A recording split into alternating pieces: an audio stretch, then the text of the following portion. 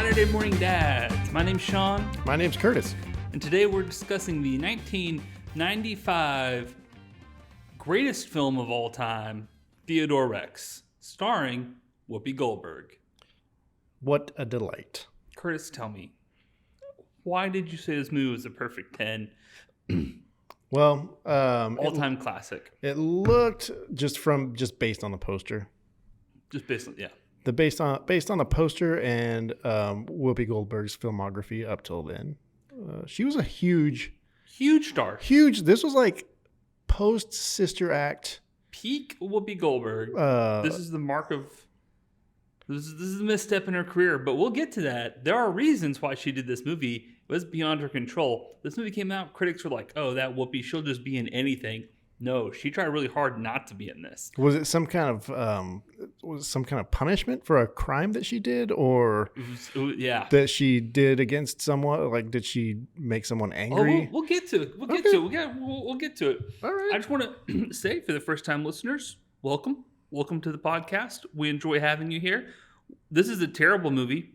Yes. Sometimes we do bad movies. Sometimes we do good movies. Also, this is not a kid's movie like I thought it was going to be. This was not it was animatronic dinosaur. You would think that would be something in a kid's wheelhouse, but no, a lot of murder. It was very much not a kid's movie. So sometimes we do good movies, sometimes we do bad movies.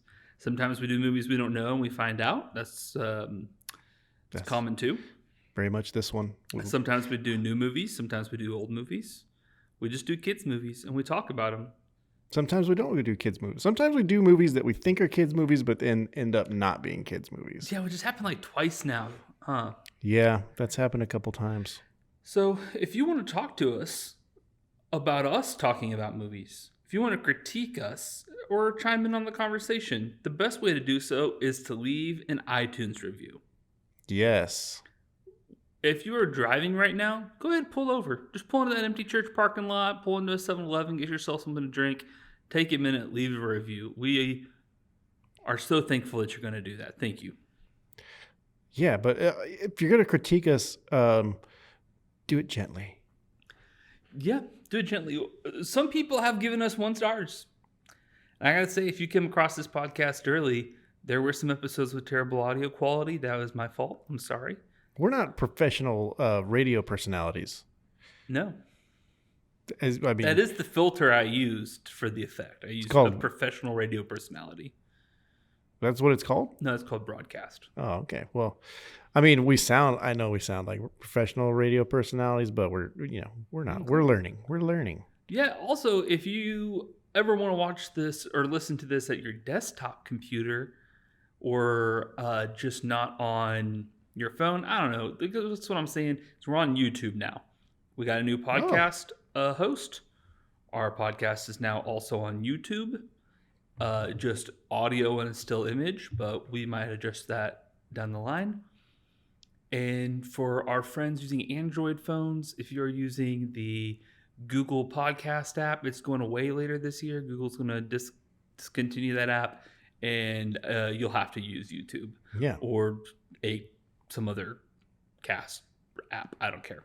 All right. Anyway, I want to read the reviews we have already gotten. Oh, okay. Great. Go for it.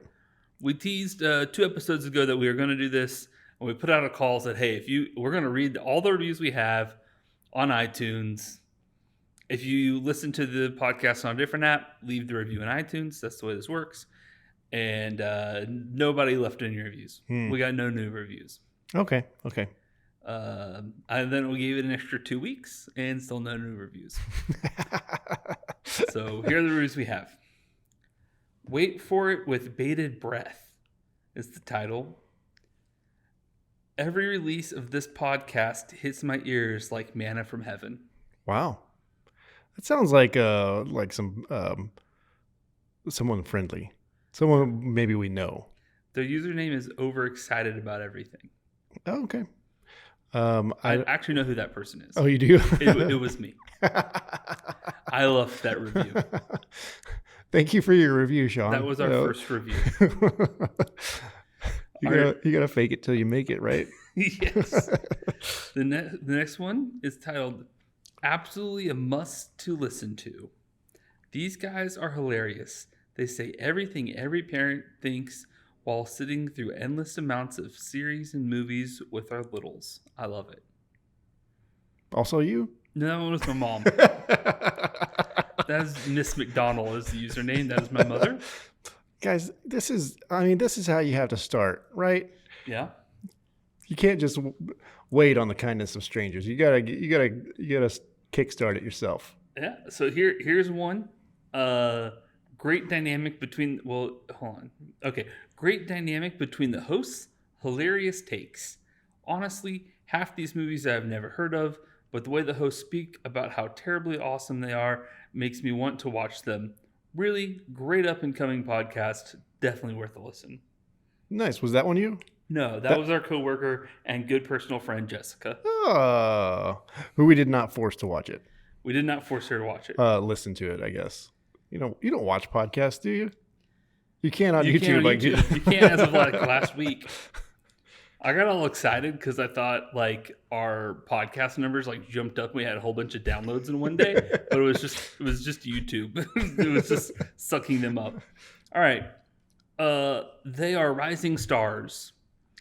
I didn't give 5 stars because they are just my bosses because I had fun listening to it. Do you know who that one was? Yeah, I do. That was Ali. Ali. Thanks, Ali. I'm sure you don't listen to this anymore. Yeah.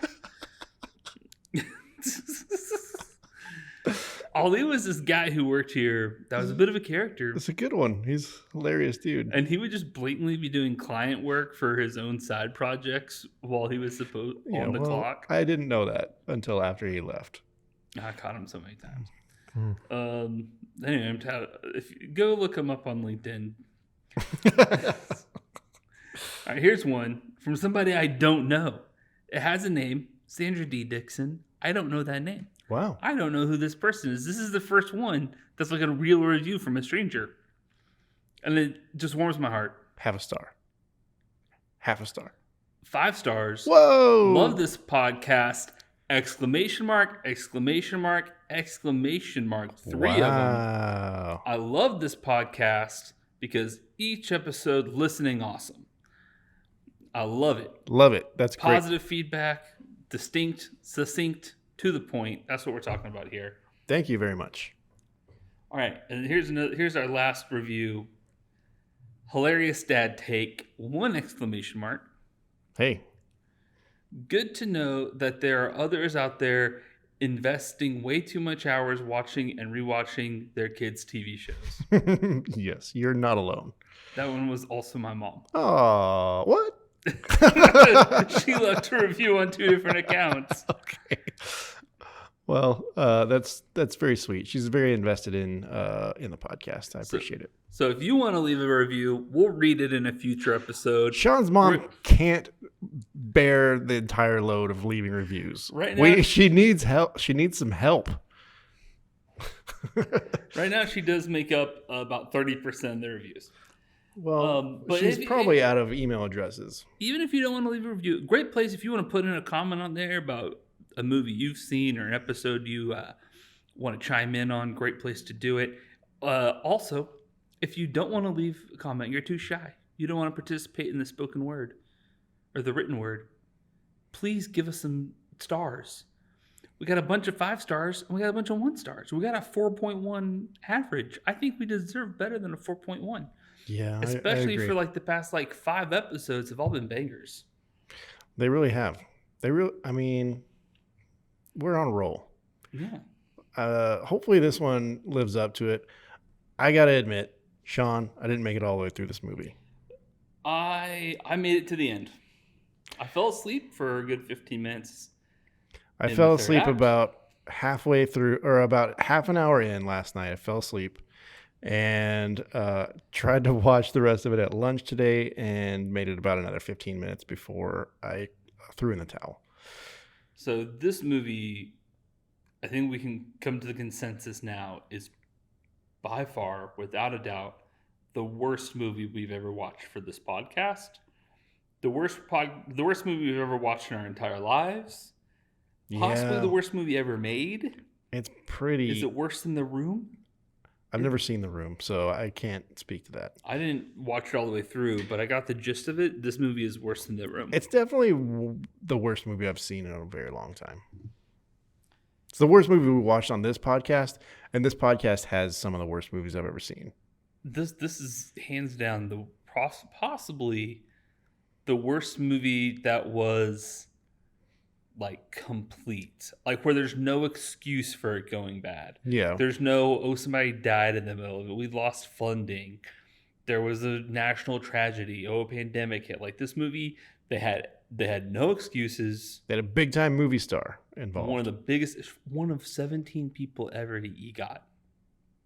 Yeah. One of 17. It's like her and Tracy Jordan. And yeah. Billy Crystal, I think, has an EGOT. Does he? I think so. Congratulations to Billy Crystal. I would like to preface this pod by saying you and I are not movie experts. We've never worked in the movie industry, but we can both unequivocally say that everyone involved in this movie did a bad job. Yeah, I'm not gonna say that. People work hard. I will say this: maybe not the execution on the dinosaur costume puppets meets expectations. It was slightly below Dinosaurs the television show level. It was above Neverending Story level. Which one? All of them. I'm not saying they were good. I'm just saying they were not. Well, yeah, I guess that they were noticeably better than everything. That's like else. a 10-year gap there. So yeah. Yeah, it was. I mean, they were fine. I had no problem with the dinosaur costumes. I will say that. That's the thing. Whoever did those did a great job. That's the thing I was thinking about this morning. I was like, running through a list in my head of all the terrible things in this movie I want to make fun of, and then I was like, actually, you know what? The dinosaur costumes, all right. Out of all the things that are wrong with this movie, that was the least wrong. Yeah, for sure. What did you think was the worst part about this movie? The story.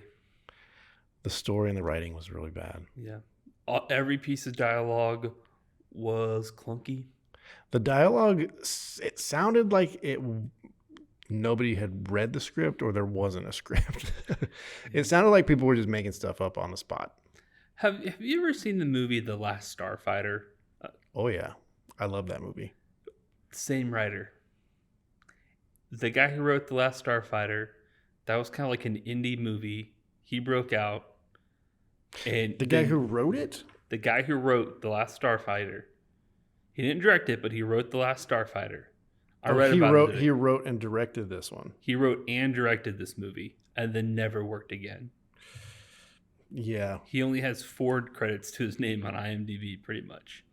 But he did start, apparently, I guess he partly owns the special effects studio Luma. Oh. And so he's doing all right. Do you know who directed The Last Starfighter? No.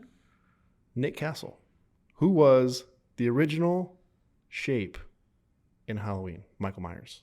Oh, really? He was the guy in the suit. Like, he was like a production designer. Like, he wasn't an actor. He was just like a man. The guy who they got to put the suit on. He was just a tall guy. Yeah. Then he went on to direct a movie that I really like. So. And then you were Michael Myers once for Halloween. For Halloween, yes. Okay. Not in any of the films. No. But yeah, this guy who wrote, I forget his name, but he wrote and directed this movie. He wrote the first Starfighter. The Last Starfighter. The Last Starfighter. And then Disney let him make like a straight to TV movie that he wrote and directed. And then he did this. And he made like 2 episodes of TV, including some Freddy's Nightmare. Oh yeah, Freddy's Nightmare. Yeah. I forgot about that show. But yeah, so this guy was basically a first-time director on this movie. Yeah, he had a short directing career, for sure.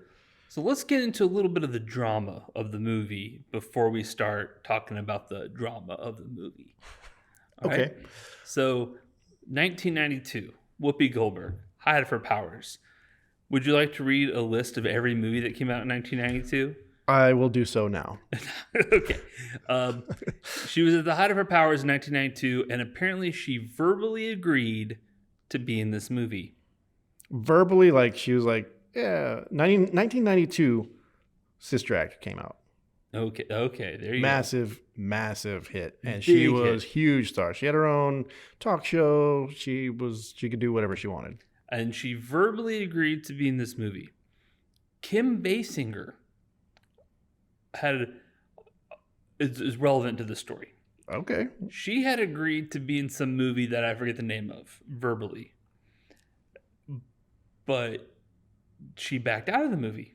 And the producers of that movie sued her for $7 million. And then she filed for bankruptcy and never paid them. But it's called the Basinger decision. And but the producers won? The producers won. Yeah, the producers won. She either had to be in the movie or pay $7 million in damages. Because the producers were like, we already secured this funding based on your name. We already hired producers based on your name. We got the cast. We got the rest of the cast. We got the crew. Everybody wants to be in this movie because it stars Kim Basinger.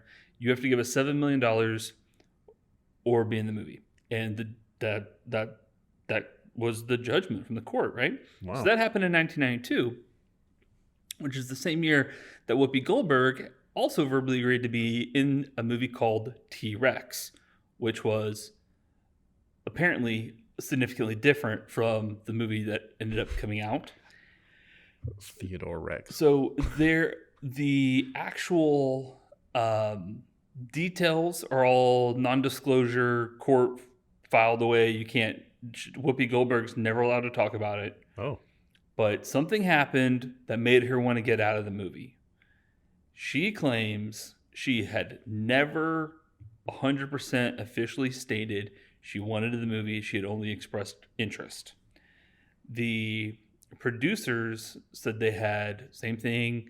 They already secured financing. They had already spent $30 million getting the cast and crew and all this stuff ready. And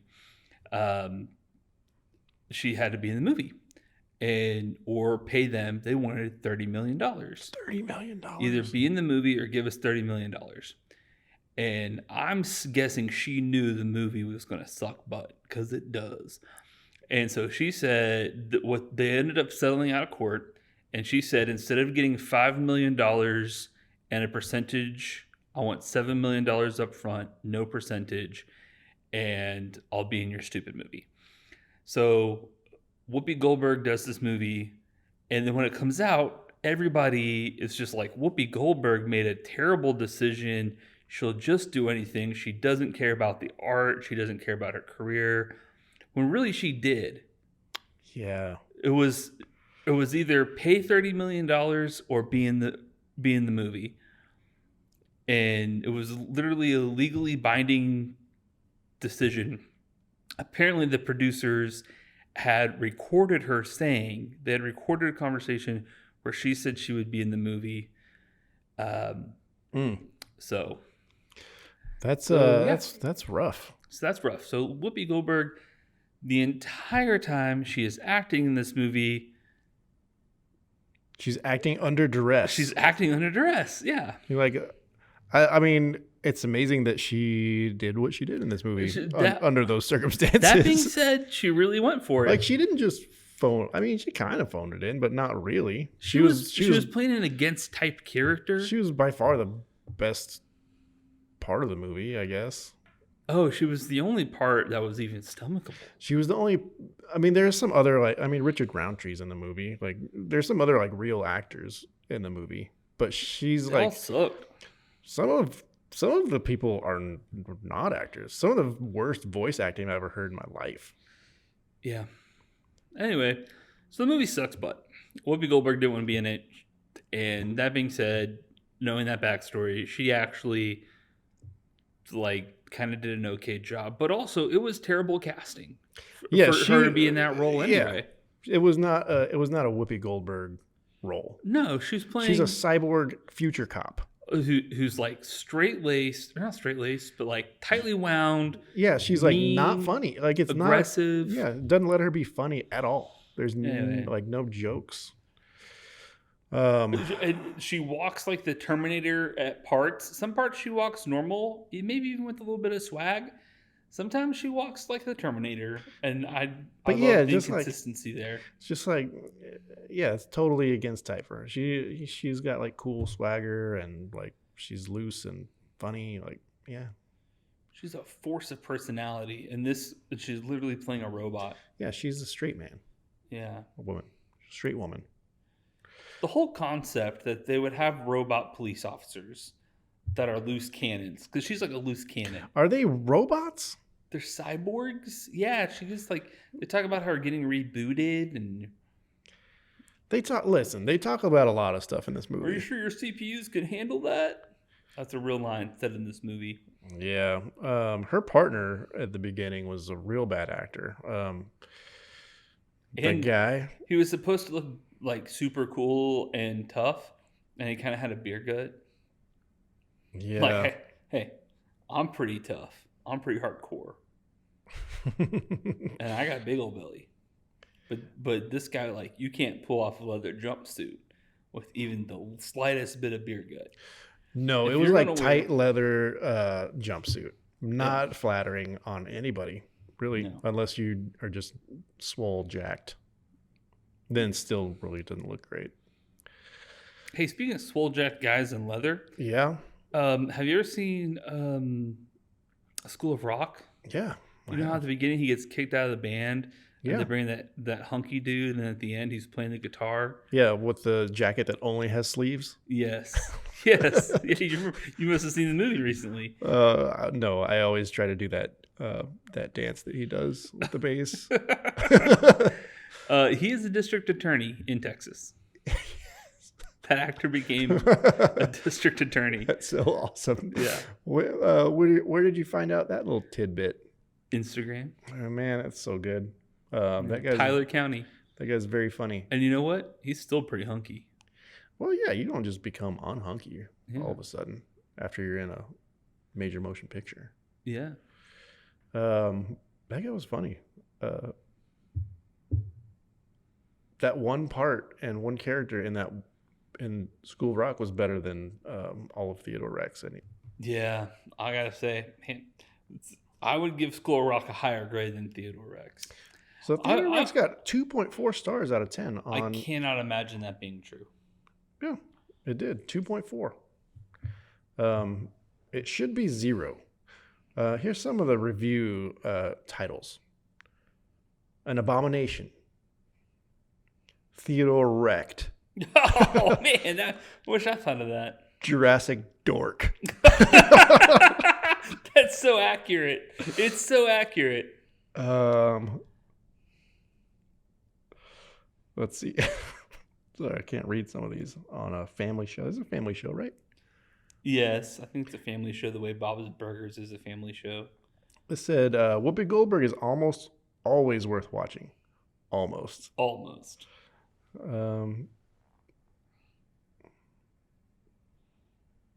Minutes in front of the TV. Years of therapy. That sounds like you to reuse that. I bet they stole that somewhere else. Yeah. There's one okay but not great. Who wrote that? Somebody gave it 5 not out okay, of but not great. Somebody gave it 5 out of 10. Do we want to recap the incomprehensible plot of this movie? I'm not going to try because I only watched half of it. I can try to do the first part of it. Okay. How it switches in the first 3 minutes of the movie, it's like you're watching 3 different movies. So it starts off with like an old school Flash Gordon narrator reading text that's on the screen. And the text on the screen looks like it's from like Robin Hood, like an old Robin Hood movie or something. Yeah, it's kind of got that Book of Kelt's first letter. And yeah. But anyway, and it scrolls. It does the Star Wars scroll, but not at the angle. But like, yeah, and the casting director's direction was find somebody who sounds like James Earl Jones, but is not James Earl Jones, and has also a limited command of the ability to read. Yeah. Yeah, I had to watch that twice, by the way, to figure out in my mind what was actually happening. So Halfway, I there watched is it once. Yeah, go ahead. I watched it once, and halfway through, I was just like, "Oh, it's just going to be one of those. It's just going to be one of those." Yeah, it's This movie's plot is so bad. They thought if they explained the plot at the very beginning, you would understand. That is what's happening. But that's not accurate, because I still didn't know what was happening. So there's the voiceover. It tells you that there's this. It's in the future. There's a doctor, like a billionaire doctor, who has cloned extinct animals. Correct. But also is planning on attacking the world with a missile. He's going to launch the world into an ice age. A new ice age. Yeah, ice age. I don't know how a missile would do that, but he made one. And then he's going to have all of his animals that he's created on, it says his ark. Spoiler alert, for the very end of this movie, he doesn't have an ark. He's got a hallway with a bunch of stacked up washing machines, like 50 washing machines high. Mm-hmm. Or they're not washing machines, but they're just white cubes that have like a glass circle in them with a bunch of animals, 2 of every kind in the world. Do you know why they didn't have an ark in this movie? It's because they spent $47 on the sets. They spent all their budget. Yes. So then so after the Robin Hood scrolling Celtic letters with a voiceover, it cuts to a black and white horror movie intro where you're like, it's like a skipping frame rate. It's like a low frame rate, fuzzy, and you're following this guy with long hair. He's obviously a bad guy because it's like they want it to look like Young Frankenstein, but they did a bad job of it. And then you see him go and like he murders a dinosaur, basically. Now, how does he murder the dinosaur? I don't remember. Okay, he opens a little case and has a slightly larger than normal butterfly, like a butterfly that's like 1.7 times the size of a normal butterfly. And it's all black and white except for the butterfly. The butterfly's in color. And this effect is pulled off very poorly. And then the butterfly flies across a swamp and lands in the dinosaur's nose. That's a key detail. And it blows up. It's a butterfly that just blows up. Is it the moth from Silence of the Lambs? No, it's a butterfly. Okay. So naturally, I thought this bad guy that they're showing is the bad guy that they were talking about in the intro voiceover that I just heard. Mm-hmm. That's not the case. No, it's a different bad guy, and I didn't realize that until very, very much later in the movie. But he's like a mid-tier bad guy. Yeah, he's like there are actually 4 tiers to this bad guy system. Like, this part of the movie is actually pretty clear. The main doctor bad guy tells long hair guy what to do. Long hair guy tells Tweaker level 1. Tweaker level 1, who's got the eyeball what to do. He can speak. Yeah, he can speak. And he's got like some kind of robot eye put in his face. And then he speaks to what are just crackheads. Like, they are like nonverbal and just they're basically animals. Yeah, feral crackhead tweakers. What are they tweaking on? They're technology. Okay, they just love technology so much. They're just tweaking on technology. They just like eat RAM and CPUs. 1996 was still kind of a time in movies where computers and technology was magical, and you could it basically does anything. Now, this movie was written in 92, but came out in 95. Gotcha, 95. Okay. A lot happened between 92 and 95. Jurassic Park happened. Yeah, yeah. So they weren't even like original with their idea of billionaire wants to clone dinosaurs. No. It was Sir Richard. What's his name from Attenborough? It was Richard Attenborough, but I forget what. Dr. something. I can't remember his name in Jurassic Park. Richard Hammond. Yes, Dr. Hammond. Yeah, nice one. Yeah, I read part of the book. I haven't finished it yet. I heard there's a lot more to the book than it's a big fat book. It like starts in Puerto Rico. There's a lot going on. But yeah, it starts off in a hospital in Puerto Rico. We're much like Home Alone 3. It starts in a far off land. Yes. There's a Home Alone 4. Oh, I know. I think there's a Home Alone 5 maybe. There's a lot of Homes Alone on Disney Plus. Well, after this movie, we gotta stop picking movies willy nilly. Yeah, no more movie poster based. How did you even find that one? I was watching it. My wife came in and was like, "Oh, Theodore Rex." I was like, "What? What? What is your relationship to this movie?" Apparently, she watched it a lot when she was a kid. Oh, nice. Well, I'm sure a ton of people watched it because of Whoopi Goldberg. Yeah, and that was back when Blockbuster was a thing, and this was straight to VHS. I mean, if I had kids and there was a Whoopi Goldberg with a dinosaur on the cover, I'd be like, well, all right, that sounds great. Little did you know, this movie is not for children. All right, so we've got the Robin Hood Celtic scrolly text intro. Long hair bad guy blows up dinosaur. Long hair bad guy in a black and white horror film. And then it cuts to Theodore Rex, who wakes up from a dream. Apparently he was dreaming this. Yes. We find out later it's not a dream. It's some sort of psychic dinosaur connection. All dinosaurs can just feel when each other are in danger. Now, when we say dinosaurs, they're miniaturized versions. They're anthropomorphized would be the term. They are human-sized. They're like dinosaur human hybrids. He's like a 6'5" dinosaur. Yeah, T-Rex. He's a T-Rex. And he's also a vegetarian. So, he wakes up and he's in an apartment. He's in an efficiency apartment that is massive. A huge apartment. He's in a 1,200 square foot efficiency. One bedroom, or not even bedroom, one room, but massive. And it's decorated like a 50s diner. Yeah, he lives in Pee-wee's Playhouse. That's definitely what they were going for. So he calls into the police. He says, "I'm coming in." So but he's not a detective. He's in their public relations. He's in their PR department. But he wants to be a detective. He wants to be a detective. So he gets dressed.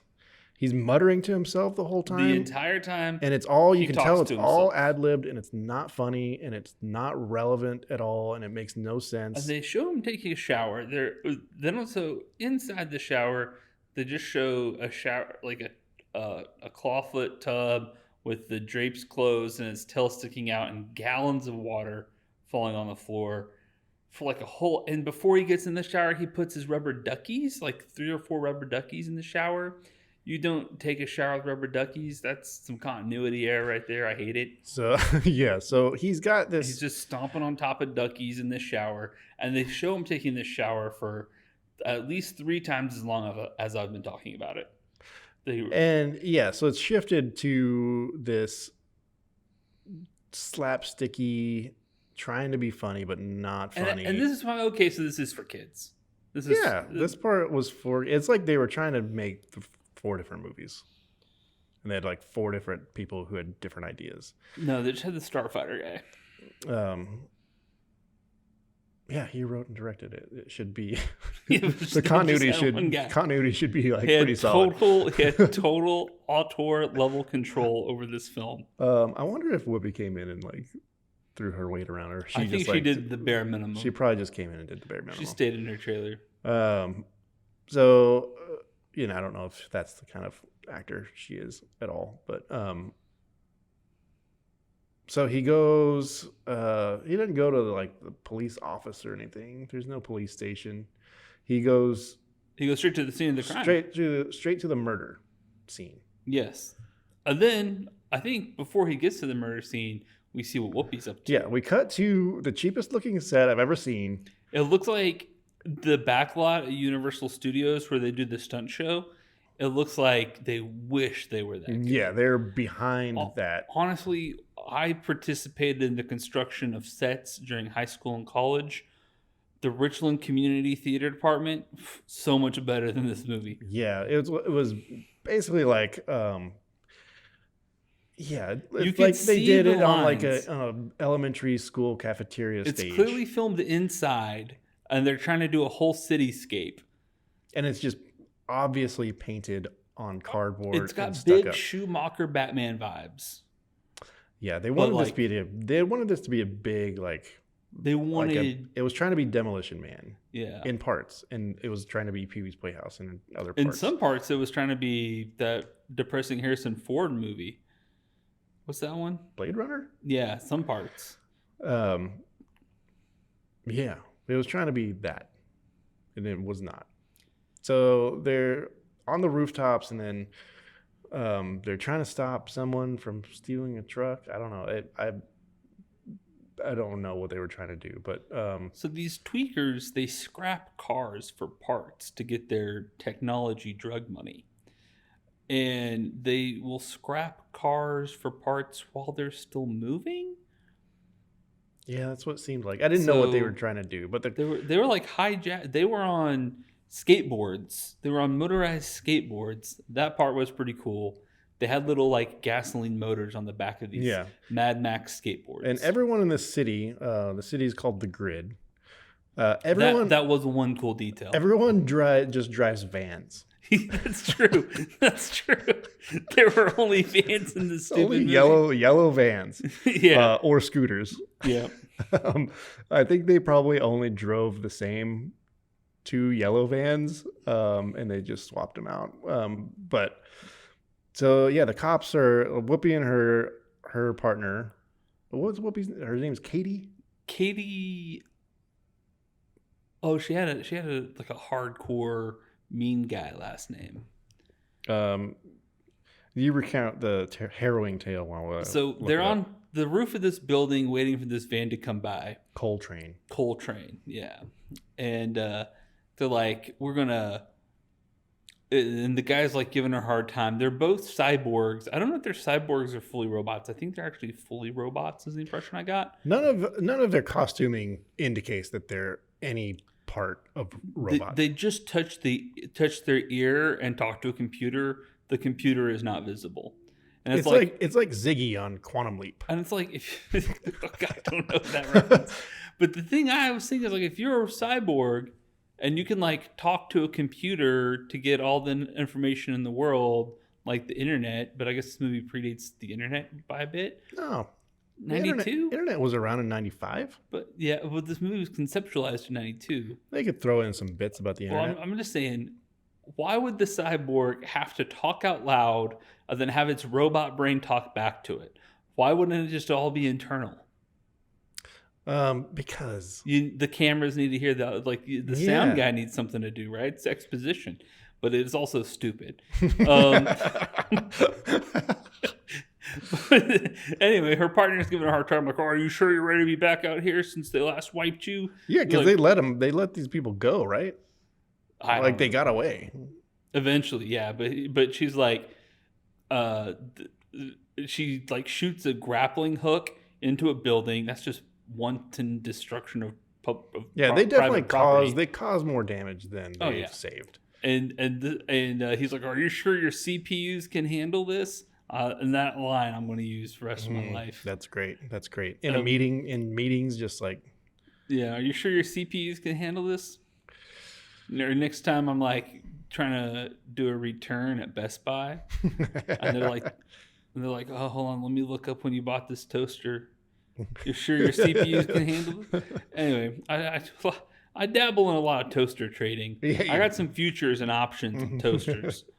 Anyway, so now my favorite part, it's a box truck, right? It's like a 26-foot long box truck. She like descends through this grappling hook or like zip line mechanism she has shot across the city street and falls through the glass ceiling of a box truck. You know box trucks. Yes. You know how they all have glass ceilings. Of course. Shatterable glass ceilings. That's what a good glass, Yeah, I mean, seems very safe. Yeah. That a human could just shatter it. Anyway, big action ensues. Terrible action sequences. Terrible action sequence. Her partner is on the front of the truck fighting the driver. She's in the back of the truck fighting the tweakers. They get in a big fight. They're going through the city streets. They're kind of in a warehouse district. And they're just trying to save this box truck, right? Just risking life and limb, destroying public property and private property alike to save a box truck. Also destroying the box truck. Yeah. I think there was a body in the truck. Oh. I didn't pick that up. The tweakers were trying... I think there was a body in the truck, like a corpse that we later find out was a clone, and the tweakers were trying to get the clone. That's where that body came from. Yeah, okay. The tweakers were they were on a mission to get the clone. And then the truck wipes out. Well, Whoopi's on a metal table, like a lab table that's upside down, table that flipped over, surfing in the street, and then the truck crashes. Huge explosion, ginormous explosion. Is it the best vehicle that explodes in this movie? No. There's another one at the very end. Then Whoopi Goldberg's all like, oh no, the tweakers got away. At least we got the body. And her partner's like, I won't be in this movie again. Yeah, that was the last we saw of her partner. He's in the movie for one frame a little bit. And then we go back to Theodore Rex investigating a dead body. And he's at the scene of the crime. It's the first dinocide ever. That's what it seems like, yeah. The first time that a dinosaur has ever been murdered by a butterfly. Butterfly. And then... come, my lady. So come, my lady. Theodore Rex talks to this police lady for a minute, and then she's just like, okay, bye. I will also never be in this movie again. Never see her again. I forget what they talk about. I don't even know. The gist of the scene is he can't help or do anything because he's not a detective. He's not a real detective. He wants to be a detective, and he wants to be put on this case. Yeah, because he has a connection to other dinosaurs. This is some good classic script writing. You got to establish your hero's want. Yeah, well, he wants to be a detective. He wants to be a detective. There's also way too many jokes and way too much time spent on the dinosaurs' tails hitting stuff. Oh yes, his tail's knocking stuff over constantly. It's not just his. It's like every dinosaur, and every dinosaur walks upright and is the same size. Yes. And just the party, like everybody's hitting Whoopi with their tails, and there's that creepy perv. That's the nightclub. We gotta get to the Natural History Museum. Oh yeah.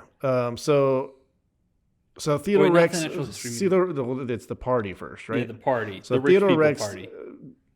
He goes to a party that it turns out that the real bad guy, who I didn't know, this guy Kane. Yeah, he's kind of a Bond villain. He's a Bond villain. He's throwing a huge party at his giant mansion, and the police commissioner is there, Richard Roundtree, and Theodore Rex just blows past security. He's just like, well, they're like, you can't come in. You can't come in. He's like, but I'm a cop, and they're like, well, you still can't come in. And he's like, oh, there's the commissioner. I'm just gonna go talk to him anyway. Yeah, I mean, and then his tail hits the guy.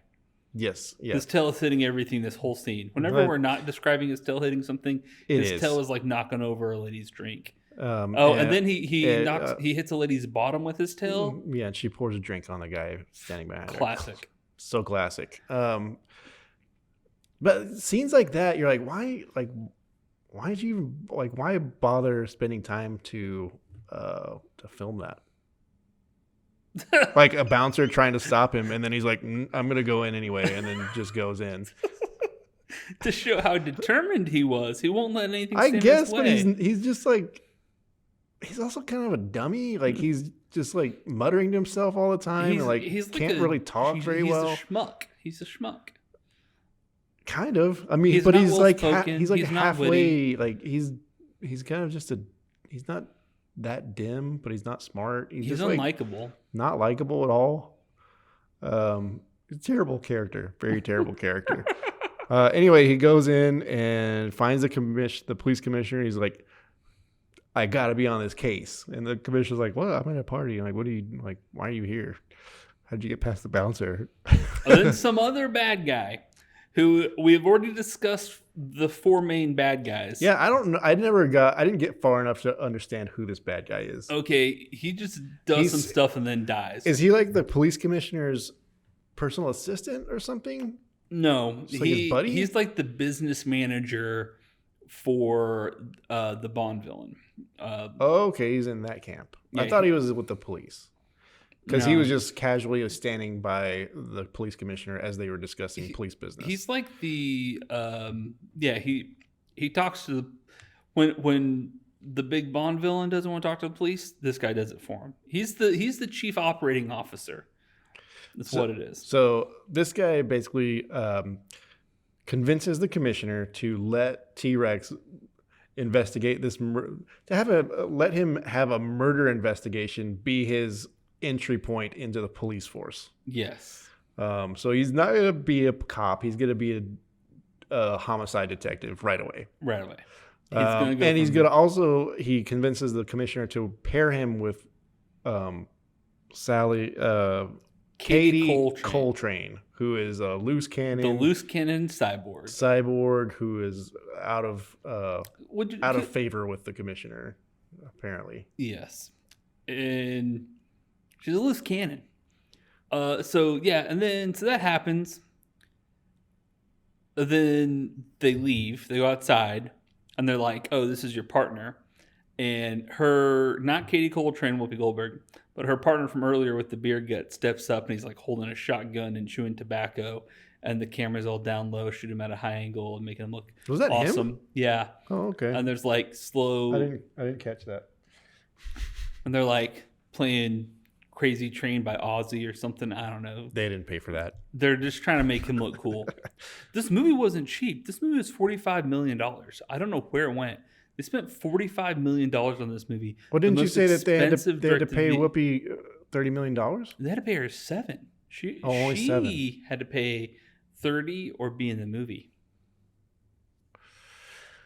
This is the most expensive, to this date, this is the most expensive straight-to-video. It's probably not the most expensive straight-to-streaming. So they spent $45 million on it and decided it was so bad that they weren't going to pay to have it distributed. Yes. Ugh. I mean, it is bad. There was nobody watching over this movie from the whatever studio produced it. New Line Cinema, which around the same time produced another movie with people in suits called Teenage Mutant Ninja Turtles. And that movie was actually pretty good. That saved them. That saved New Line Cinema. So that was a huge and success. And then later down the line, a little movie called Lord of the Rings saved them again. Yep. Anyway, go listen to that. Same studio that released Lord of the Rings trilogy released Theodore Rex. But New Line is the house that Freddy built. Did you know that? Yeah. So let's do Lord of the Rings. No, that has been done by better podcasters than us. Okay. Yeah, specifically what went wrong. I love that podcast. I'm ready for them to come back. So homework for our listeners. 1, go back, listen to our Teenage Mutant Ninja Turtles episode. It's a good movie. It was a fun episode. And also listen to what went wrong. Every episode's great, but they recently did Lord of the Rings. They actually know about movies. Yes, they work on movies and how they're made. They don't just have degrees. They don't just watch them late at night. And they read books and articles. Yeah. Do research. They have studied movies. They compile knowledge. We form loose opinions about movies that we've seen the night before. I read a Variety article from 1992 about this movie, and I already said everything I learned. Anyway, so short article. So yeah, they go outside. He meets Coltrane, and he's like, "Oh no, this," and she's like, "Oh no, that." And It's they a get buddy in the cops. van. Guess what? They don't like each other at the beginning. They get in the van and they go to. He's got a special van that's got like this extra little door flap, so his tail can tuck into the side of the van. Yeah. And then she like gets in, and the is it a van or is it a box truck? I feel like everybody drives box trucks. Yeah, it's like a box truck. It's like a big van. It's a little U-Haul. Well, they also later drive a garbage truck. Like a delivery. Did you get to the garbage truck? No, I didn't make it that far. Okay. Later they get a garbage truck. This is the only podcast probably that you will hear people talking about a movie that they did not finish. There's a certain point in this podcast where I will just have to stop talking. Me too. I fell asleep for a chunk of it. I actually fell asleep and then woke up feeling refreshed and couldn't go back to bed. So they go to solve the mystery. They're like, where do you go? We need to do an autopsy. Where do we go for a dinosaur autopsy? We go to the Natural History Museum. Just on a hunch, they suspect that autopsies happen at natural history museums. And they go. For dinosaurs. And they go, and the key point of this scene, well, one, there's like some random lady who just like doesn't see him come in or talk, but she was like the one doing the autopsy. Totally uninterested in doing the autopsy or talking to the people or being on camera. She was just scrolling through Instagram. And then they're like, and she's like, oh, I haven't done anything yet. I don't know. And they're like, oh, okay, well, there's half a butterfly in his nose. How did he get it out? I was unclear on what happened in that. He just grabs some tweezers and pulls half a butterfly. But he was like hacking and stuff. Like, what was that all about? He was like, oh, he takes the tail. They didn't know who the dinosaur was. They didn't know who the dinosaur was. Oh yeah, they do an Avatar tail mashing. He takes the tail and they have a giant tail print scanner. It's like a thumbprint. Why dinosaurs have tail prints and not thumbprints? I don't know. Yeah, they have hands and thumbs. And also, the dinosaur was naked. Yeah. So, it's part of why it was PG. Yeah. Not G. Also, a lot of people get murdered and killed. Oh, we skipped. It doesn't matter. Let's keep going. Okay, I just want to point out one thing. Okay. It is. Have you ever heard of this expression, save the cat, with regards to screenwriting? Mm-hmm.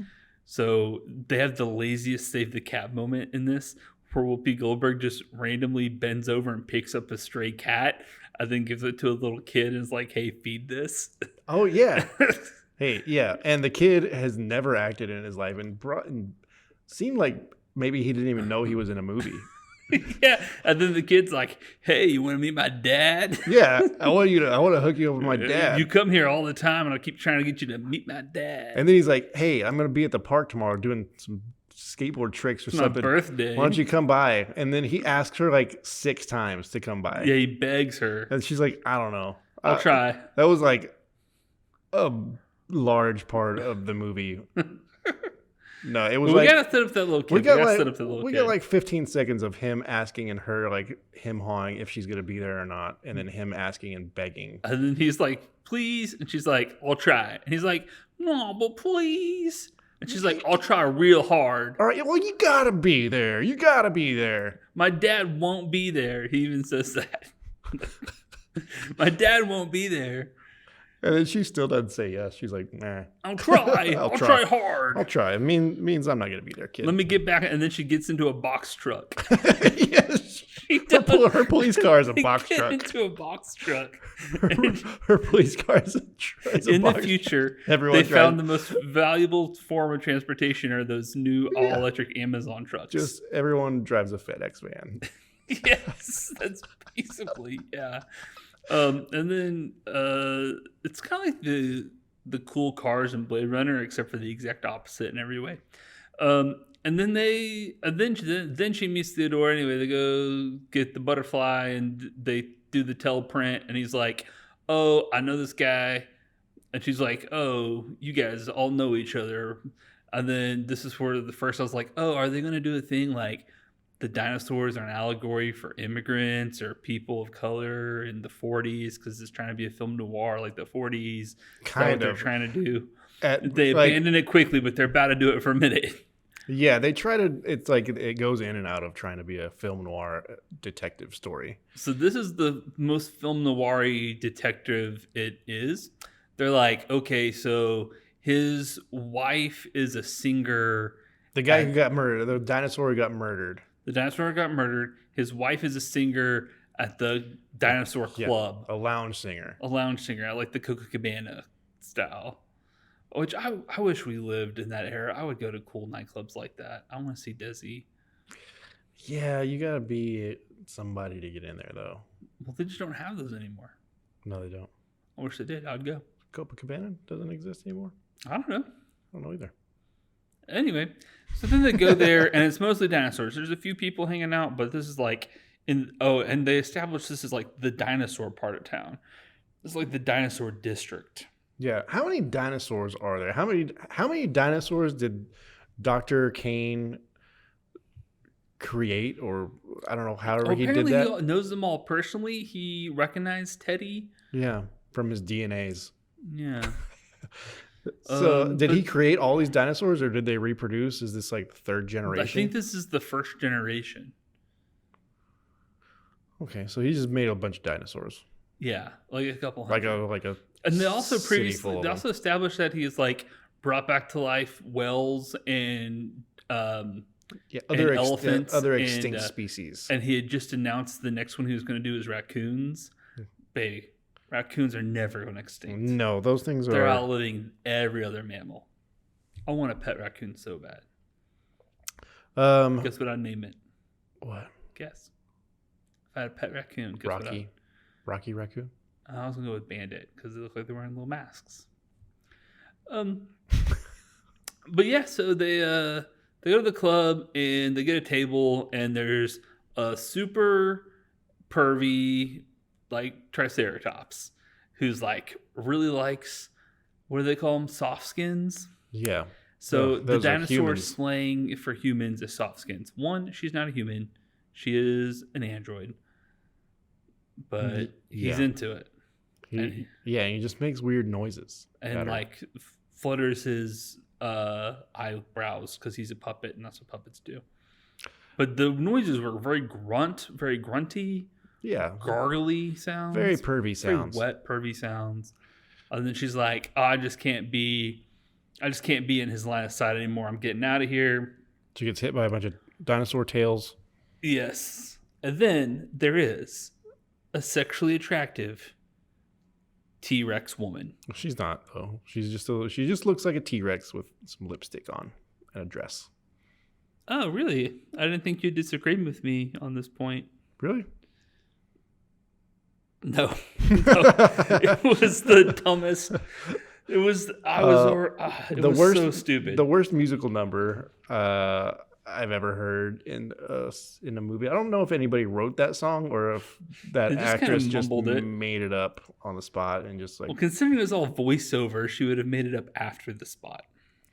And I also wonder if they filmed it all and then did the voiceover to match. It's not like that's the rhythm of the movements would have ever matched any music. That's why because yeah, I don't know. I don't see how they would. It just kind of seems like someone was talking as they were watching the dinosaurs move their mouths and like just trying to match what they're saying instead of the other way around. We've been spoiled by Henson, man. We've watched a lot of Henson movies. Henson does puppetry right. She's the only one who ever has. Theodore Rex was... It was a Theodore Rex. It was a Theodore Rex. So Theodore goes backstage and goes... He's totally in love with this dinosaur chick, by the way. Oh, yeah. He's head over heels smitten, infatuated, desperate, clingy. Her name is Molly Rex. Rex. I don't think she's related to Theodore Rex. They're just both T-Rexes. That's how last names work in the dinosaur world.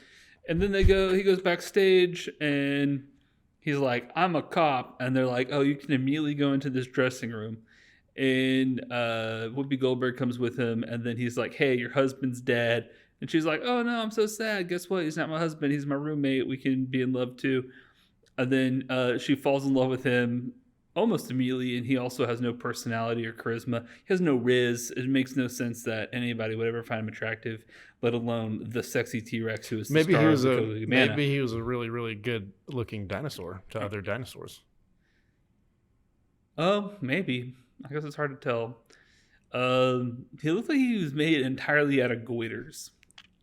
Yeah, but maybe girl dinosaurs find that hot. Okay.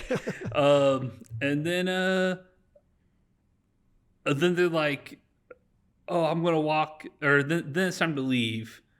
I don't know what they've established by talking to this woman, what information they got. There's a lot of like going to a location, setting up a scene, and then they talk to the person that they've gone there and waited for 5 seconds. And then they are like, okay, goodbye. That's what film noir is, right? Yeah, but they get there fast and they take it slow. And they talk fast and then they're gone. But in this movie, they get there and they wait in this club for like 15 minutes of the movie. Yeah, they do. There's a lot of stuff that happens in the club. They get a tour of the club by the club owner. They get drinks. They get hit on by Whoopi dinosaurs. Goldberg wanders off and also comes back. She wanders off and does nothing. No, just a different weird dinosaur hits on her at the bar. Oh, yeah, the guy with the big teeth. And then she's laughing hysterically at him. She's like, oh, you think you'll ever get anybody? I was like, that's just mean. It was weird. And then they talk to this lady. They basically like, your husband's dead. Oh, he's not my husband. Okay, bye. That's exactly how it went. And then they're outside and Theodore's like, hey, she wants me to walk her home. And she's like, oh no, what does she say? You got the glands. You're glandoid. You're a glandoid. Like something like that. Yeah. Hemorrhoid or whatever. She's got some made up word for your. He's got the hots. He's got the hots. But she's calling it glanded. You're glanded. Yeah, you're glanding. Yeah. Because I guess dinosaurs have glands. We don't know anything about dinosaurs except that they had bones. And they were way better in Jurassic Park. And they were bigger. Yeah. Than the. I gotta say that this Dr. Kane did a real bad job of recreating the dinosaurs. Dr. Hammond did way better. Dr. Hammond at least like learns the lesson and has remorse. No, he does it again in 2. No, not in 2. 2, they're dealing with a dinosaur that he didn't make, right? No, that's 3. That's 2. They have that's the other island where they like breed the dinosaurs. But he's if you're a dinosaur, that's the island you want to be on. But he's like keeping it secret and like, well, I can't remember actually. Which one's the one where Jeff Goldblum's in the back of a truck and they're driving through LA and the dinosaur's chasing him? That's 2. That's 2? That's 2. The T-Rex comes to LA. Maybe we'll watch those movies one day, but they're PG-13. The Lost World. We do kids movies here. We'll do it in 8 years. Curtis, I don't think you know what time it is. We gotta hurry up. Oh, well, I'm not the one who's taking a long time, am I? I think we both are. I'm trying to. Okay. I guess I was talking about the Lost World. So. I was just saying that Dr. Kane was terrible at recreating dinosaurs. He didn't know Dr. Kane was terrible at recreating dinosaurs. Didn't know what dinosaur. So they go to the Natural History Museum and there's bones of like giant dinosaurs. So he knew. He knew what the goal was. So he's like, I gotta like make these dinosaurs smaller, or they're gonna kill us. Okay, when he makes the raccoons, because they say that his next project is going to be bringing back raccoons. They're gonna be like the size of mice. Or what if he just makes them talk and anthropomorphic sized, and what if they're like rocket raccoons? Oh, is it a crossover with Guardians of the Galaxy? Yeah. Origin story? He's the one who made Rocket Raccoon. Wow. Yeah. Now, this movie just became canon in MCU canon. Required watching. You can't watch Loki season 2 until you see this. Man, I have stopped with the MCU. I've had it. It's too much. Too much. I can't keep up. And if you try to watch something and you haven't seen everything that came before it, you really don't know what's happening. I think I'm still going to watch Echo. just for the fight choreography. Is it more along the lines of like Luke Cage and those shows? I think so. It's the first TVMA one since Disney took over. Oh, nice. And I saw a thing on YouTube about the fight choreography. Apparently the fight choreography is very amazing, and it's more John Wick-esque. Oh, yeah, I may watch Vincent D'Onofrio. Oh, I do like him. And Daredevil's in it? Daredevil's in it, but I think he's only in one episode. That's my assumption. Anyway, let's get down to business. They split up the party. He walks her home. Stuff happens. I don't know. Next big set piece. He got attacked by tweakers. He got attacked by tweakers? On the way home. Yeah. He got attacked. They jumped his truck. Yeah. And beat him up. Yeah, and then so while that's happening, Whoopi is checking on this clone body that she took to this other guy. And this is where I stopped watching. All right, so she finds that the clone was registered to Mr. Hammond. The Umbrella Corporation. No. What was Dr. Hammond? Dr. Kane? Dr. Kane. So the clone's registered to Dr. Kane, but it's like off the grid. And I did see that part. They're like, look at this tiny insignificant thing that nobody would notice on a normal human being. And the entire fingernail was a giant logo. It's like what is it in Blade Runner? They have to like look under their eyelid in like special light, and there's like a little tiny serial number. But in this, they just paint the logo on their fingernail. Yeah, it looked like a sticker from Lisa Frank. And then Theodore. Anyway, then they meet back at the police office the next day. It's the first time we've ever been to the police office. The commissioner's all like, just hey. like, was there like just a row of FedEx trucks in front of it? Yes. So Theodore's at the front office, and he's like, hey, you gotta give me a new car. My car blew up. And he's like being assertive, and he's like aggressive. And it's like, he's like, yeah, I need a new car. I gotta have a car. And the guy's like, your car was paid for by the taxpayers, and you wrecked it. And all the cops are standing around in a circle, and they're like, what kind of cop gets jumped while he's driving his cop car? Oh, nobody respects you. You're dumb. And then Whoopi Goldberg comes in, and she's like, shut up. I'm a robot. and then they're like, okay, here's the keys to your new car. And then they go upstairs. The commissioner's like, I need this solved. You're supposed to have this solved. Solve it right now. You've had 4 hours to solve it. It's pretty important that it is solved before the news the next day. I don't know why. I guess he was up for re-election or something, and the vote was the next day. So he needed it done by prime time. He kept saying have it done by prime time. And and then Theodore, Whoopi goes off and like gets her circuits adjusted. Theodore goes into this room, and he's like, "Oh, I need to look like a cop. I'm going undercover. I need to look like an undercover cop." And there's just this perfectly nice Midwestern woman sitting at a giant computer console, a la Star Trek, and he goes up on the holodeck. And she just starts typing at a keyboard, and his outfit just changes, and it's like a goofy slapstick scene. And he's like wearing Roman gladiator clothes. Oh my gosh! And then Whoopi Goldberg's like, "No, make it look real. Take it seriously." And then he just like that's when he gets the red jacket that he's wearing on the cover of the movie, and it looks stupid. And then they go to leave. That synopsis. And it looks stupid. It does. It looks no more coppish than what he had on before. Exactly. But he was beat up. His clothes were torn up. So he needed new clothes. And then they go outside and get in the new car, and a box truck drives away that they were trying to like unlock. And then they reveals a garbage truck. And they're like, what is this brand new type of truck that we have never seen before? It's just a 20th century garbage truck. And Theodore's like, I can't get in this thing. And Whoopi's like, oh, you got to get in the back. And he goes in the back, and there's like garbage in the back. And he's like, oh, don't turn on like a Pactor. Oh, it smells bad in here. Ha ha. This movie's for kids, at least at this part. Then there's, you know how garbage trucks have that large cutout hole between the garbage holding section and another hole cut out in the cab so a dinosaur can stick its head through. Yeah. That's what they are in for like another 20 minutes of the movie. That is what they operate in. Their vehicle budget was not very big in this movie. And by this point in time, they figured out that Kane has something to do with it. And they go to Mr. Kane's office and they're like, hey, this clone was weird.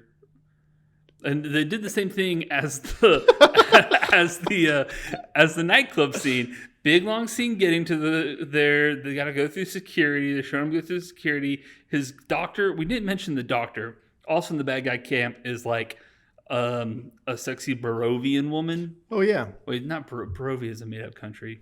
Barovia. Yeah, she's from the island of Barovia. She's like a sexy Eastern European woman. Yeah. That's Barovia from Dungeons and Dragons. But she's like, oh, I have an accent and I am good at science. And look how black my hair is. And she's like, get out of here. And then they're like, oh, no, we got to talk to Dr. Kane. And then Dr. Kane was like, oh, I'm so good to see you, Teddy. Oh, yes. Oh, all right. Nope, not me. Wish I could help you further. And then it goes back and forth, kind of like the kid when Whoopi Goldberg was getting in the van.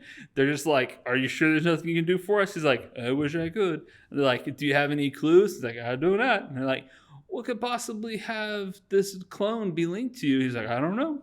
It's just weird. There's nothing I can do. And they're like, okay, we'll leave now. Oh, my God. That's that scene. And then they go... to the toy maker. Okay. And the toy, and they find out, I forget how they find out, but they take the little bit of butterfly they have and they're like, where did this come from? And they take it to some guy and the guy's like, I would ask the toy maker. And they go to the toy maker and I fell asleep. This sounds like it was lifted directly out of Blade Runner. It's very Blade Runner-esque. They really wanted to be a sci-fi noir. But also a goofy kids movie. It's just dinosaurs instead of robots, but also there's robots and it has to be PG. I don't know. Okay, so then I wake up and there is a man, maybe he's Japanese-ish, I don't know, tied to a table. He's upside down. They're in like a warehouse because most of this movie takes place in a warehouse because it's just a soundstage with some clutter.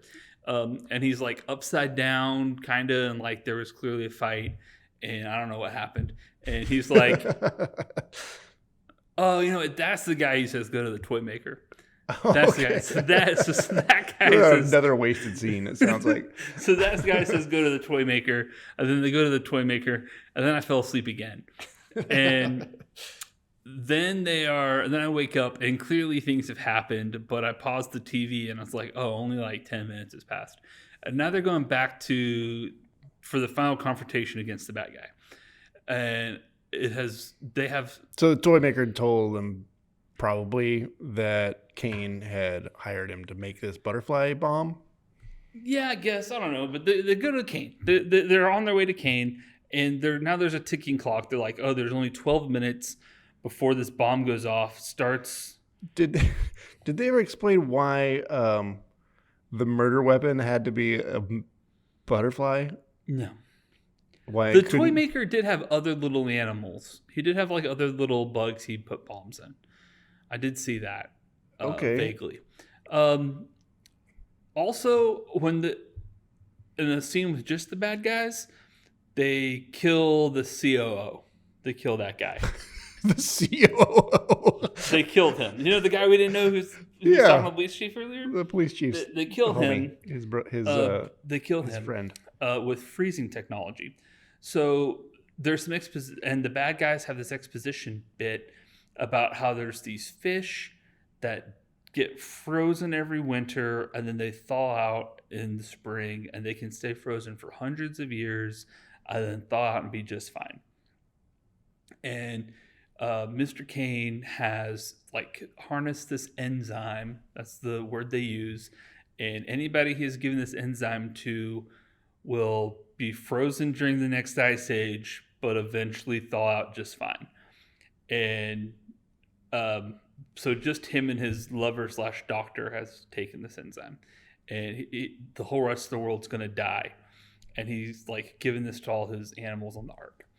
And anyway, so now the timer starts. They got like 12 minutes, some arbitrary amount of time, I remember, until the bomb's going to go off and start the ice age. And so they go in. There's some heroics. Very briefly, they confront Kane. And the little boy and the girl dinosaur, Molly Rex. Molly Rex actually sounds like a really cool punk band. Or like an EDM guy. Can I? I just thought of something. The lady who did nothing at the Natural History Museum, she introduced herself as a dinosaurologist. She did.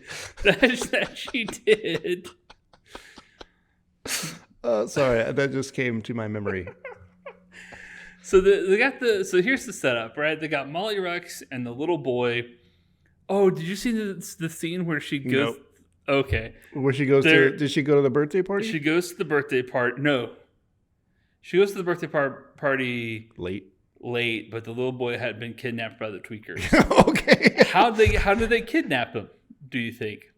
Did you guess? They brought a prop arcade game. Okay. Had it played arcade music, and it was just like sitting by a water fountain, and he was like, "Oh, here's a random arcade game in the middle of a skate park, a future skate park that is in a junkyard with piles of cars everywhere." That set was actually kind of cool, and sounds like Teenage Mutant Ninja Turtles.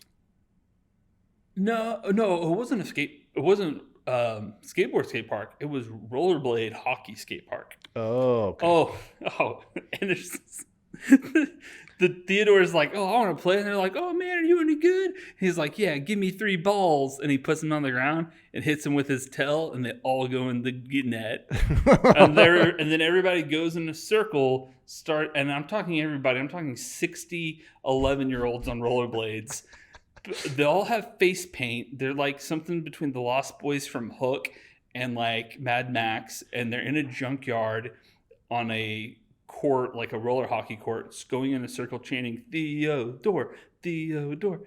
And that was just happening. And that's his birthday party. Yes, this is the little kid's birthday party. And then the little kid, he has to go to the bathroom, and he sees this. It's established he's going to the bathroom, and he sees the arcade machine. He goes up to it to play it, and turns out the screen was just paper, and the tweakers jump through it and pull him in.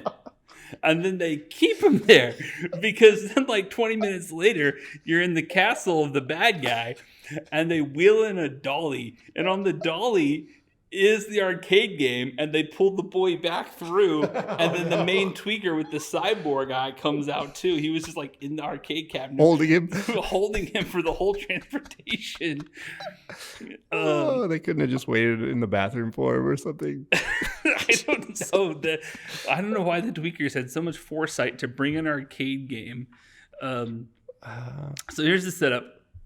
The sweet little boy, Molly Rex, are in the dungeon, and the bomb's about to go off, and they do some heroics. Why did they kidnap him?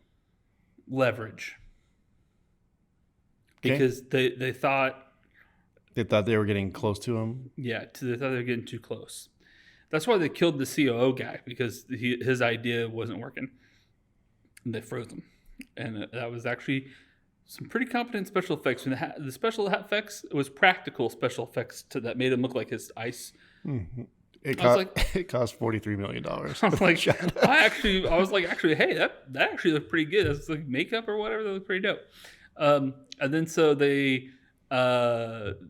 she gets shot. They're getting shot at, and Theodore. This whole movie, we haven't established this in our conversation. He's a pacifist. He doesn't carry a gun. He doesn't want to fight. He's working on being a vegetarian. He believes in using his brains over guns. Was that established very well in the movie? No, it wasn't. But it's important in this scene that I'm about to describe. So, she gets shot. Katie Coltrane, Whoopi Goldberg, gets shot like 14 times, like Scarface level shot. And she's like reeling back, and as the bullets are hitting her, it's like sparks flying out because she's a cyborg. And that actually kind of looks cool. And she like falls against the wall. Then Theodore swings from the trellis, not the trellis, that's not the right word, from the balcony. He swings from the balcony and just kicks 4 guys at once. Boom, problem solved. And then he goes over to Katie, and she's like, clearly in this position, I want to show you, I want to describe it for our listeners. She's holding her gun up to her chest. She's stiff as if she cannot move robotically. She is like frozen. She is just leaning up against this wall. Done. And then only moving her mouth and not even her eyes as she talks to Theodore. But then for the over-the-shoulder shot, when they're like going over her shoulder, but like shooting Theodore Rex, she's moving all over the place. and she's holding the gun down by her belly. And this back and forth happens, this whole big emotional monologue. And he's like, give me your gun. I'll go kill him. I'll do it. And she's like, you haven't used a gun yet. Don't use a gun now. You got to use something bigger. You got to use something better. Your heart. Use your brains. Oh, okay.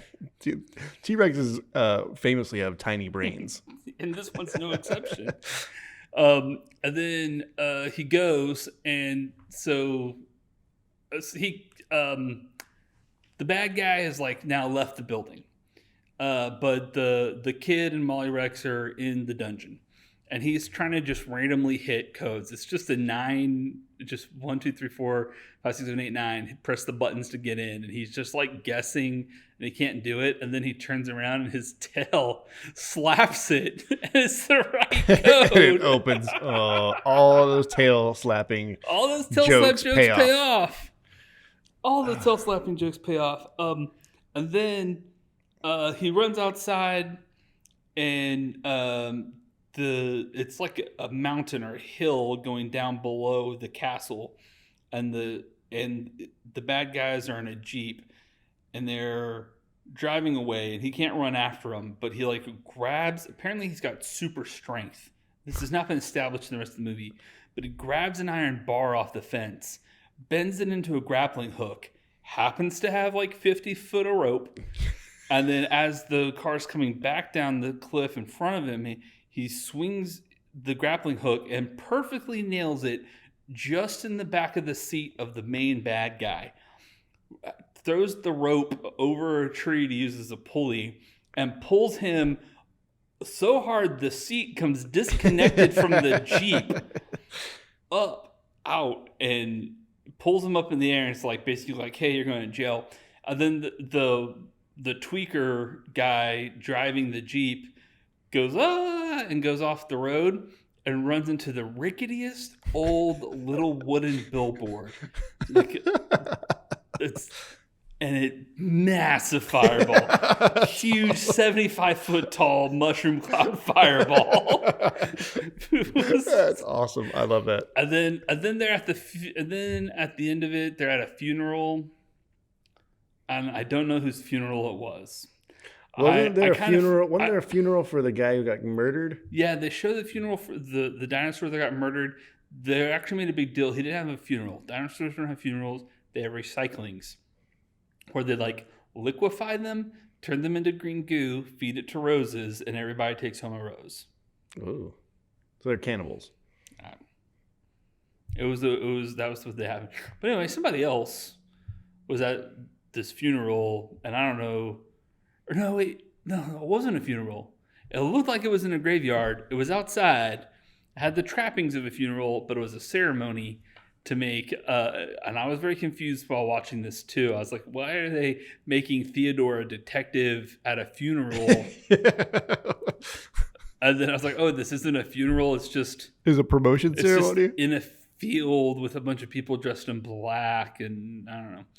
Yeah, and so his arm is like in a bandage because he got hurt, and Katie's back there. She's been reprogrammed. She's fine. And this weird bit of little CGI where the Molly Rex was there, but it was not a robot. It was like You know when they superimpose cartoons into real life? Like they forgot to shoot her in the shot and then wouldn't put her back later? I think it was just that the huge costume wouldn't fit in a row of chairs. Just in a row of folding chairs. But anyway, she was pretty happy, and Theodore became a real detective, and the commissioner got he solved a murder and saved the world on his first case, so and then they're he like, deserved dreams it. can be true. Dreams can come true. That's what, yeah. Wow. What a steaming pile of excrement this movie was. I guarantee you telling me about it was better than the movie. It wasn't that good.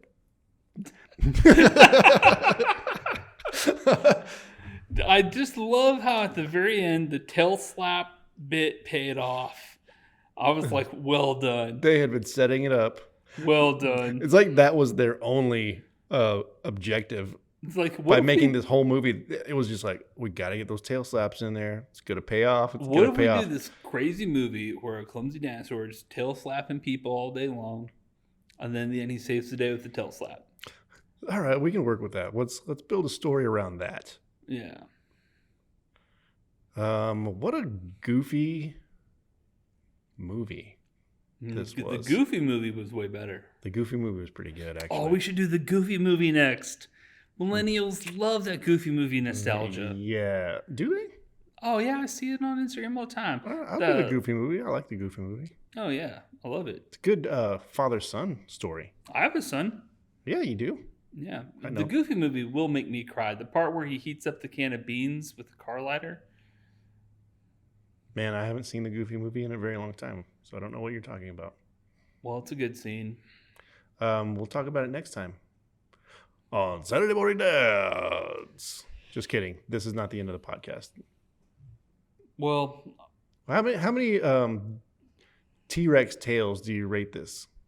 1. I rate it 0. Oh, what's the minimum amount I can rate it? 0. I rate it 0. I will never watch or think about this movie again. I will think about it all the time. I will actually think about it. I'm going to go talk to my wife about it because she's seen it more than one time. She chose to watch it more than one time. I will be thinking about this movie for decades. I don't know. I don't know about that. I might buy it on DVD just to make sure I always have a copy of it. It was hard to find. We had to find it on YouTube. It was free. It was just free. It was a bootleg copy. Nobody in the world cares if this movie is out there for free. If you want to buy a DVD copy, it's $42. Is it? You have to import it? Probably. Well, this episode's pretty long. Yeah, it was a hard movie to recount. I love watching these bad movies, man. These are my favorite ones to do. But I think next time we have to do a good movie. I apologize for not finishing the movie. No, you don't have to be sorry at all. It was not required viewing. I intended to finish it at lunch today, but then I didn't want to. I understand. I was sitting in my car watching on my phone, eating a quesadilla. Oh, which quesadilla did you go with? Just the Plano. Oh, the Plano? The Plano quesadilla. Did you go steak or chicken? Chicken. Okay, it's good. And that was enjoyable. But as soon as I finished my quesadilla, I ate a cookie, and then I was like, I'm not gonna watch this. This is sad. This is sad, sad, sad. Have you tried the fluffy yet? No. That one's good. You should. What's in it? Marshmallows? No, French fries. Oh. It's like steak with sauce and French fries. I might get one right after this. Oh, I gotta go pick my kids up. Who are you gonna wear on a t-shirt though? Oh man, how I would hate to have you seen with the tweakers, but only at the beginning when they're on the motorized skateboards. I was gonna say the main tweaker who can talk. Head tweaker. Tweaker number 1. Yeah. I like the background tweakers because they had the long dreadlocks. Those were cool. Or like one of those rollerblading hockey players with the painted face. That sounds kind of cool. Yeah, just a random 11-year-old from a blurry picture on a t-shirt. Like a post-apocalyptic rollerblading rink. I would like to hear what went wrong episode about this movie. Actually, yeah, me too. There's probably not enough research on it. Every time I'm done with this podcast. I'm like, man, I wish What Went Wrong did this instead of us. It'd be so much better. We'd actually learn something. But you know what? What if they listen to our podcast and we're like, man, these guys don't know anything about movies, and they're just two chill dudes. Yeah, they can watch a movie without having to analyze it or even finish it. Or, you barely even made it out of the second act or into the second act. Yeah, I missed a lot. I would say I'm gonna go back and rewatch that birthday party hockey junkyard scene. So were there any adults there, or was it just like a bunch of 11-year-olds? Just random children of the street playing roller hockey. All right, so man, and his dad was not there as promised. His dad must have not been very good looking. His dad was always working, man. Always working, I guess. Except for when he made his kid work. All right, let's never speak of this movie again. I think we're going to speak about this movie for years to come. All right. Curtis, would you like to take us out on our famous catchphrase? Sure. Theodore Rex was part of our complete breakfast. More like Theodore Rex. Oh, more like Jurassic Dork.